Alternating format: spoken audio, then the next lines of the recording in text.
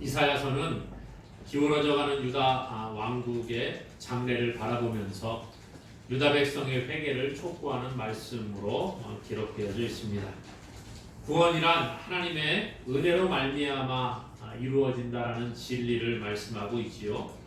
오늘 특별히 본문은 이사야가 선지자로 부름을 받은 내용이 소개가 됩니다. 이사야는 어느 날 성전에 들어가서 하나님의 임재를 경험하게 되고 하나님의 영광이 충만한 것을 보고 회개합니다. 그리고 하나님의 부름에 응답하여 헌신하는 그러한 자로 변하게 되지요. 오늘은 하나님께서 이사야를 부르시는 것과 또 이사야의 헌신을 통해서 우리도 하나님을 새롭게 만나고 헌신하는 귀한 시간이 될 수 있기를 간절히 소망합니다. 이사야가 선지자로 부름받았던 때의 배경이 오늘 본문 1절에 소개가 되고 있는데요. 1절에 보니까 우시야 왕이 죽던 해에 이렇게 시작을 합니다. 언제 부름을 받았느냐? 우시야 왕이 죽던 해에 자신이 하나님의 부름을 받았음을 이야기하지요. 우시야 왕은 남유다의 10번째 왕이었습니다. 그러니까 다윗과 솔로몬으로 이어지는 그러한 정통 왕국, 솔로몬까지는 통일 왕국이었지요. 그런데 솔로몬 이후에 나라가 북과 남으로 갈라지게 됩니다. 그 남쪽은 유다, 북쪽은 이스라엘, 그렇게 이야기를 하는데요. 남유다 왕국이 이 다윗의 혈통을 이어받은 정통 왕국이지요. 그러니까 이 우시야 왕은 이 정통 남유다 왕국의 그 10번째 왕이었습니다. 16세의 왕이 되어서요 52년 동안 유다 나라를 통치한 왕이었습니다. 우시야 왕이 통치하던 시기에는 솔로몬 이후에 유다의 가장 부강하고 번성하고 활력이 넘치는 그러한 삶을 살아가게 됩니다. 우시야 왕은 처음에는 하나님 보시기에 정직하게 행하였지요.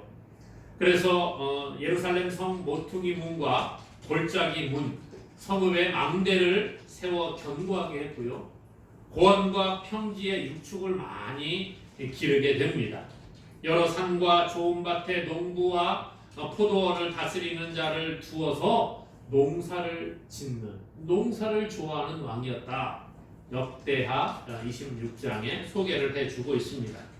그러니까 이 우시야 왕은 성벽을 튼튼하게 하고 방어를 잘 했을 뿐만 아니라 육축을 많이 기르고 농사도 좋아하고 하여튼 다재다능하고 나라를 잘 부강하게 다스렸던 왕임을 보게 됩니다. 그런데 문제는요, 강성해지니까 교만이 들어왔다는 거예요. 우시야 왕이 하나님의 은혜로 말미암아 나라가 부강해지고 나라가 아주 풍성하게 잘 왕성하게 성장을 하니까 교만이 그 가운데 들어옵니다. 그래서 하나님 앞에 범죄를 하게 되는데요. 여호와의 전에 들어가서 제사장만이 할 수 있는 향단에 분향을 하려고 했다는 거예요. 그래서 하나님의 징계가 우시야 왕에게 임합니다. 그 이마에 나병이 생기게 되는 거예요. 그래서 죽을 때까지 나병 환자로 그렇게 살다가 죽게 되는 거지요. 이 우시야 왕이 죽던 해에 이렇게 오늘 본문에 시작을 하는데 이사야는 우시야 왕이 죽던 그 해에 성전에 들어가게 됩니다. 아마도 나라의 앞날을 걱정하고 그렇게 해서 성전에 하나님 앞에 나아가게 된 것 같아요. 그때에 여호와의 전에서 여호와의 영광이 충만한 하나님의 임재를 경험하게 됩니다.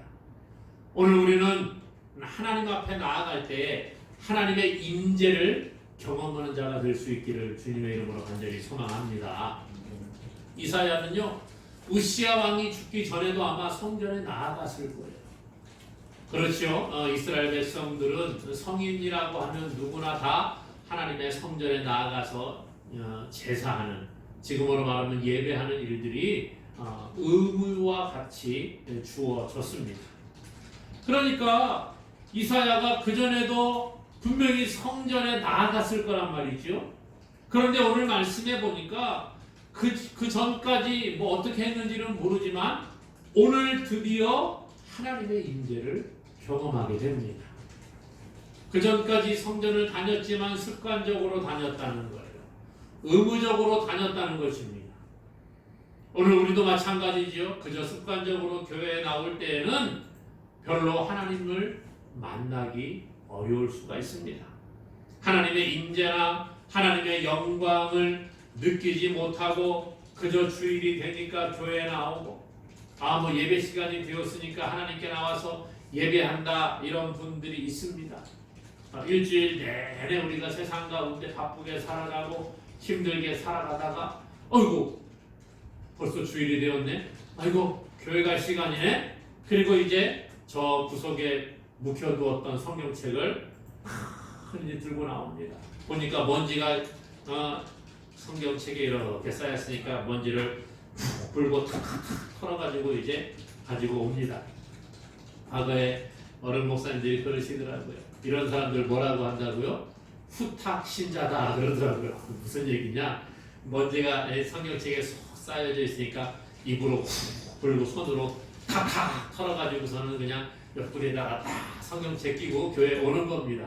이게 후탁 신자라 그러더라고요. 물론 뭐 이런 분들도 있고 저런 분들도 있겠지요. 그런데 문제는 뭐예요? 하나님을 생각하고 하나님을 만나려고 하는 열심이 없이 그저 습관적으로 교회에 나오는 경우들이 우리가 너무나 많이 있다는 거예요. 어떤 사람은 그러더라고요.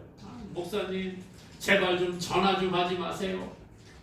사모님 전화하지 마세요. 전화하니까 부담이 됩니다. 목사가 전화하고 뭐 누가 전화하니까 그냥 부담돼서 에이 그래 한번 나가볼까. 그리고 나오는 분들도 있다라는 거지요. 오늘 습관적으로 나오고 주일이 되니까 나오고 누가 자꾸 전화해서 귀찮게 하니까 그래 예의상 한번 나가봐야지 이렇게 해서 나와서는 하나님을 만나기가 쉽지 않다라는 거예요. 이사야 1장 12절에 보니까요. 너희가 내 앞에 보이러 오니 이것을 누가 너희에게 요구하였느냐? 내 마당만 밟을 뿐이니라. 어디를 밟는다고요? 하나님의 성전 마당만 밟고 간다는 거예요. 오늘 우리가 마당만 밟고 간다면 교회에 와서 이 시간에 예배한다고 앉아있지만 그냥 여기만 잠깐 와서 1시간 앉아있다가 그냥 돌아간다고 하면 하나님의 임재를 우리가 경험하지 못할 수 있다는 거예요. 그냥 하나님 저 왔어요. 출석 체크입니다. 누가 그러더라고요. 하나님 저 왔어요. 출석 체크하고 갑니다. 얼굴 도장 찍고 가요. 물론 그것도 하나님이 기뻐하십니다. 그러나 이왕 왔으면 진실한 마음으로 정말 하나님을 만나고 가겠다는 그러한 마음으로 우리가 나올 때에 그 예배가 하나님이 기뻐하시는 예배가 되는 줄로 믿습니다. 오늘 이사야를 보십시오. 이사야는 지금 예전과는 분명히 다른 마음으로 나왔던 것 같아요. 우시야 왕이 죽던 해에 내가 성전에 나아갔습니다. 가서 나라를 걱정하고 어떻게 해야 좋을지 모를 그러한 답답한 심령을 가지고 하나님께 나아간 거예요. 간절한 마음으로 나아갔다는 거지요. 그때 비로소 이사야가 하나님의 임재를 경험하게 됩니다. 하나님을 인격적으로 만나게 됩니다. 그리고 이사야의 마음이 변화되는 역사가 일어나게 되는 거지요. 오늘 1절에 보니까요. 우시야 왕이 죽던 해에 내가 본즉 주께서 높이 들린 보좌에 앉으셨는데 그의 옷자락은 성전에 가득하였고. 우시야 왕이 죽던 해에 성전에 가서 하나님의 임재를 보게 됩니다. 높이 들린 보좌에 앉으신 주의 옷자락이 성전에 가득한 것을 보았다는 거예요. 하나님의 영광이 성전에 가득 채우고 있는 것을 보게 되었다는 거지요. 성전이 주님의 보호 아래 있고 주님의 통치 아래 있다는 것을 말씀해 주고 있습니다. 2절과 3절에는 보니까 하나님의 영광이 성전에 충만하고 천사들의 찬양이 성전에 가득 넘쳐나는 것을 봅니다. 그래서 이 스랍들이 천사들이 와가지고 거룩하다 거룩하다 거룩하다 만군의 여호와여 그의 영광이 온 땅에 충만하도다 이렇게 찬양하는 소리가 들려오기 시작을 합니다. 거룩한 하나님을 천사들이 찬양하고 하나님의 영광이 성전에 가득 임한 그것을 보게 되었다라는 거예요. 천사들의 찬양 때문에 문지방의 터가 요동하고 그 연기가 충만하였다고 4절은 이야기해 주고 있습니다. 연기가 가득하다는 것은 하나님의 임재를 상징합니다. 성전에 임하신 하나님의 영광이 성전을 가득 메우고 있는 것을 이야기해 주고 있습니다. 오늘 우리도요 교회에 나올 때에 이렇게 하나님의 임재를 경험해야 되는 거예요. 하나님이 이곳에 함께 하시고 하나님이 이곳에 계시다는 그것을 우리가 인식하는 자가 되어야 합니다. 오늘 우리가 문제를 많이 갖고 살아가잖아요. 문제 있는 인생은 하나님이 필요한 줄로 믿습니다. 그러므로 여러분 혹시 내가 해결할 수 없는 문제가 있습니까? 그 문제를 하나님께 가지고 나오시기 바랍니다. 내가 근심이 있습니까? 우리 가정에 어려운 부분들이 많이 있습니까? 물질의 문제로 지금 고통받는 자들이 많이 있습니다. 건강의 문제로 어려운 가운데 있는 자들이 있습니다. 그럴 때에 우리가 그 문제를 하나님께 가지고 나아가야 되는 거예요. 여러분 미래가 걱정됩니까? 우리 자녀들 이제 앞으로 어떻게 살까? 어른들 만나면 그런 분들이 계시더라고요. 갈수록 우리 자녀 세대가 살기가 어려워질 것이다. 국가의 부채가 많아지고 자녀 세대가 감당해야 될 빚이 더 많아지는 이때에 우리 자녀들이 어떻게 살까? 우리 다음 세대는 또 어떻게 살아갈까? 이런 걱정들 하시는 분들이 꽤 되시더라고요. 그런데 여러분 내가 걱정한다고 해결됩니까? 안 되잖아요. 어떻게 해야 됩니까? 이 문제를 하나님께 아뢰는 저와 여러분 되기를 간절히 소망합니다. 오늘 이사야는 과거에 습관적으로 성전의 마당을 밟고 가던 모습이 아니었다는 거예요. 우시야 왕이 죽던 그 해에 이사야가 성전에 가게 됐을 때에 간절한 마음으로 하나님을 찾을 때에 하나님의 임재를 경험하게 되었습니다. 오늘 우리도 마찬가지지요. 우리가 간절한 마음으로 하나님의 임재를 사모할 수 있기 바랍니다. 그러면 하나님께서 우리를 만나주시고 우리가 습관적인 예배가 아니라 간절한 예배를 하나님이 받으시는 줄로 믿습니다. 오늘 이런 은혜가 우리에게 있어야 되는 거예요. 오늘 보니까 이사야는 하나님의 임재를 체험하고 하나님을 만나고 난 후에 자신의 죄를 깨닫고 고백하기에 이릅니다. 하나님을 만나는 자가 죄를 깨닫고 회개하게 된다는 것이에요. 오늘 본문 5절에 보니까 이렇게 말해요. 그때 내가 말하되 화로가 나여 망하게 되었도다. 나는 입술이 부정한 사람이요 나는 입술이 부정한 백성 중에 거주하면서 만군의 여호와이신 왕을 배웠음이로다. 그랬어요. 하나님을 만났다는 거예요.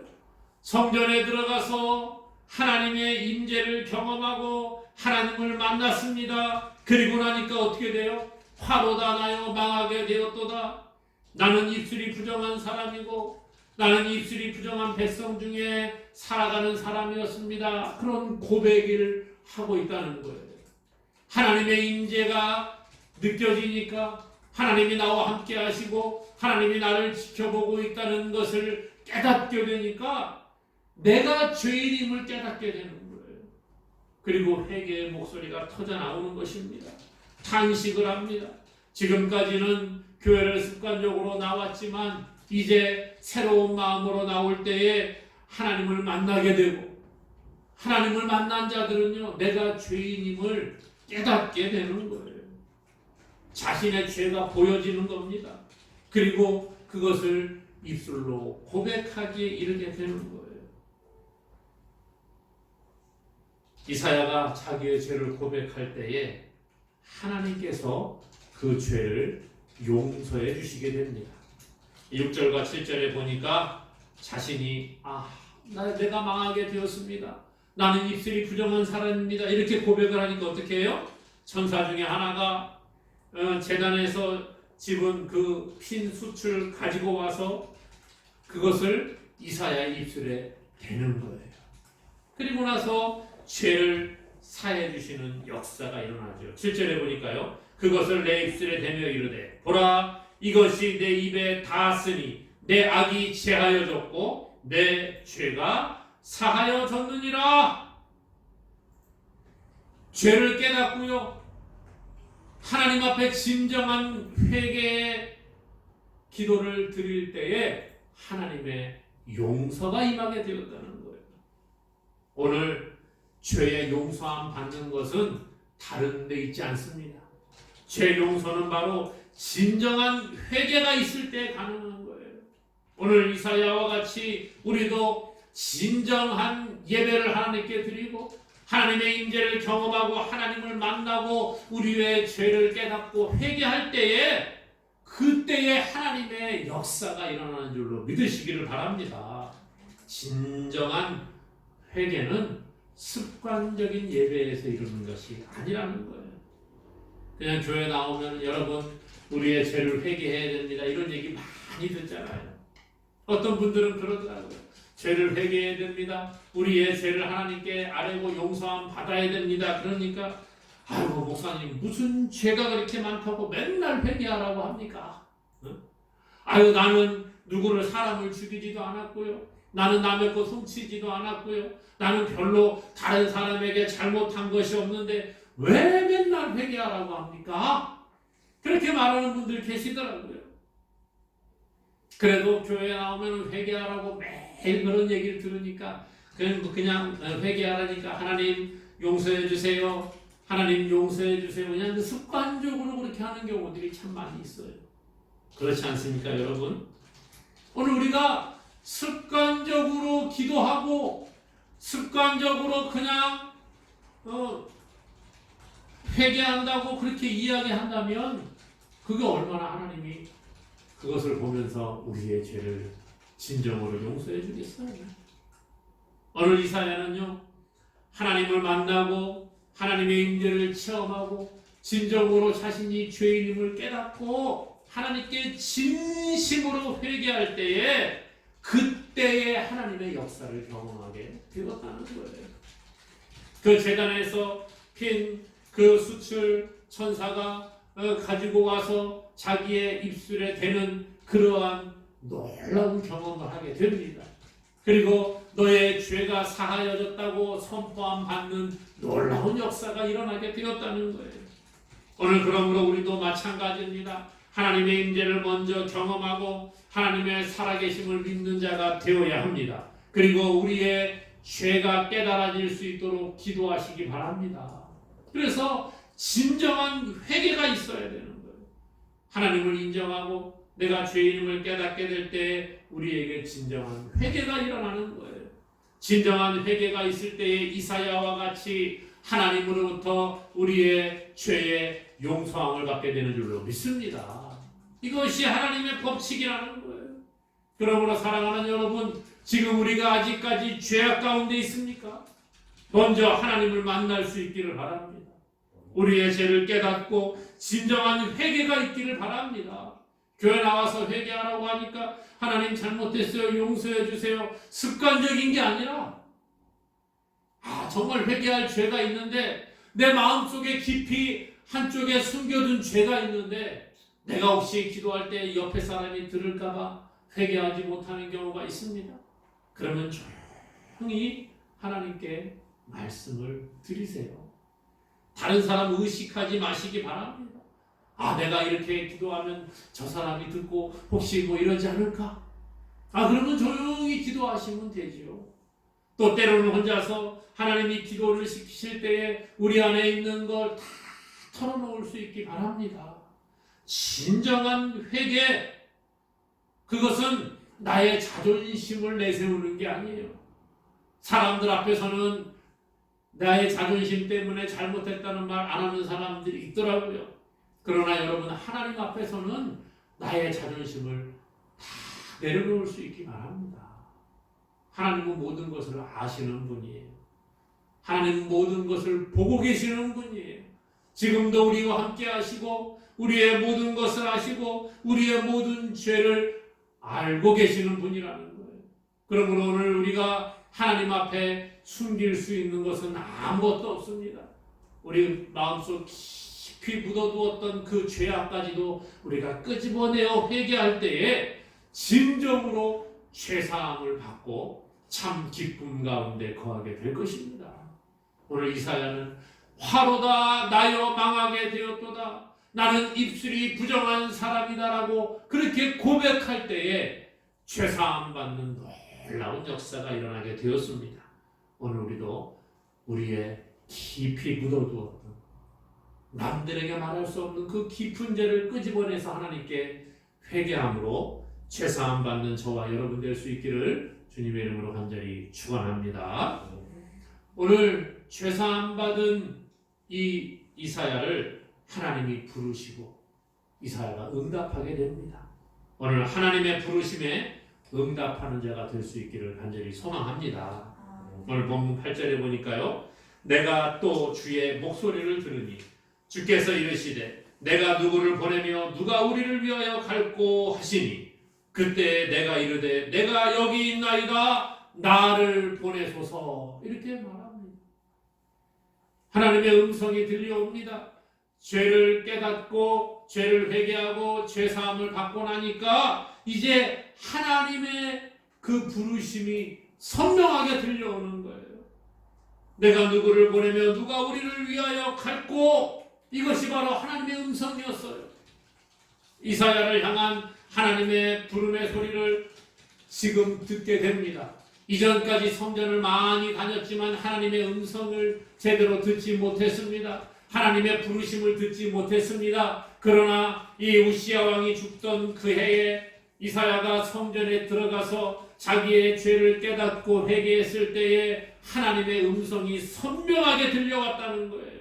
하나님의 임재를 느끼고 회개하고 제사함 받을 때에 하나님의 음성을 듣게 되었습니다. 오늘 우리도 이런 음성을 들을 수 있어야 합니다. 하나님께서 오늘 이사야를 부르시지요. 내가 누구를 보내며 누가 우리를 위하여 갈꼬. 그때 이사야가 그 음성을 듣고 무엇이라고 대답해요? 내가 여기 있나이다 나를 보내소서. 하나님의 부름에 응답하여 헌신하는 이사야를 보게 되는 것입니다. 헌신이라고 하는 것은 자기를 내어드리는 것이에요. 나를 희생하는 겁니다. 자기를 포기하고 자기를 죽이는 것이 헌신이라는 거예요. 교회 다니면서 헌신에 대해 참 많이 듣습니다. 그러나 사실 진정한 헌신을 하지 못하는 경우가 많이 있어요. 하나님께 헌신해야 됩니다. 그랬더니 그래요. 제가 그러면 주일 예배는 잘 참석할게요. 네, 봉사하고 이것이 헌신이지요. 하나님 앞에 찬양하는 게 헌신이지요. 물론 다 헌신입니다. 그러나 하나님이 기뻐하시는 헌신, 그것은요, 오늘 이사야는 뭐라고 해요? 내가 여기 있나이다 나를 보내소서. 하나님의 부르심에 응답하는 게 헌신이라는 거예요. 하나님이 저를 어떻게 쓰시든지 제가 그렇게 사용되어지겠습니다 라고 응답하는 겁니다. 오늘 하나님은요 지금 우리를 부르고 계시는 하나님께서 우리가 헌신하기를 원하시고 부르고 계십니다. 그러므로 하나님의 부름에 응답하는 자가 될 수 있기를 바랍니다. 하나님 지금도 말씀하세요. 내가 누구를 보내며 누가 우리를 위하여 갈꼬. 이 하나님의 음성을 듣기 바랍니다. 그리고 응답하셔야 돼요. 뭐라고요? 나를 보내소서. 내가 여기 있나이다 나를 보내소서. 오늘 이사야의 고백이 우리의 고백 될 수 있기를 간절히 소망합니다. 오늘 말씀을 정리하겠어요. 이사야는 하나님 앞에 나올 때에 새로운 마음으로 정말 간절한 마음으로 하나님께 나아갔을 때에 하나님의 임재를 경험하게 되었어요. 그리고 자신의 죄가 깨달아지고 하나님 앞에 회개하는 역사가 있었습니다. 그때 어떻게 했어요? 하나님이 이사야의 죄를 회개한 이사야의 죄를 용서해 주시고 새로운 사명을 주십니다. 내가 누구를 보내며 누가 나를 위하여 갈고? 그때의 이사야가 주여 내가 여기 있나이다 나를 보내소서라고 응답하게 됩니다. 헌신을 통하여 하나님의 그 일을 하게 되는 것이지요. 오늘 우리도 습관적인 예배, 습관적인 이 신앙생활을 벗을 수 있기를 바랍니다. 날마다 하나님께 나올 때에 하나님의 임재를 경험하는 자가 되기를 바랍니다. 하나님의 임재를 체험해야 우리는 참으로 죄를 회개하게 됩니다. 그리고 죄사함의 기쁨을 맛보게 될 거예요. 하나님의 임재를 경험해야 신앙생활이 즐거워지는 겁니다. 하나님의 계심을 경험해야 우리의 믿음이 굳건해질 수 있다라는 거예요. 하나님의 살아계심을 우리의 삶에 체험할 때에 우리의 입술에 하나님을 찬양하는 찬양이 넘쳐나게 될 것입니다. 사랑하는 여러분, 그러므로 이 시간에 하나님의 임재를 경험할 수 있기 바랍니다. 습관적인 예배를 버리고 하나님의 임재 가운데 거할 때에 하나님은 반드시 우리의 죄를 용서해 주시고 날마다 우리에게 새 힘을 공급하여 주실 것입니다. 그러므로 하나님의 음성을 듣기를 사모하시기 바랍니다.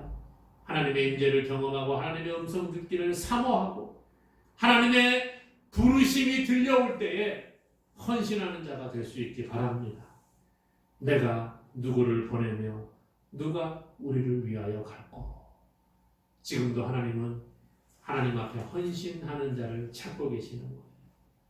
그 부르심에 응답하여 주여 내가 여기 있나이다 나를 보내소서 이렇게 응답함으로 하나님의 뜻을 따라 헌신하고 나아가는 저와 여러분 되기를 주님의 이름으로 간절히 축원합니다.